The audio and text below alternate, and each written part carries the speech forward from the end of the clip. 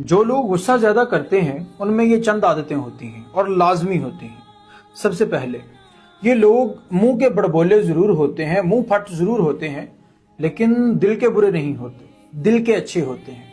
Number 2, ये लोग जब किसी के साथ ताल्लुक रखते हैं, रिश्ता चलाते हैं, तो उसे पूरी ईमानदारी और मुखलिसी के साथ निभाते हैं, फिर चाहे सामने वाला इनके साथ कैसा ही सलूक क्यों ना करे। नंबर 3, ये लोग झूठ से सख्त नफरत करते हैं।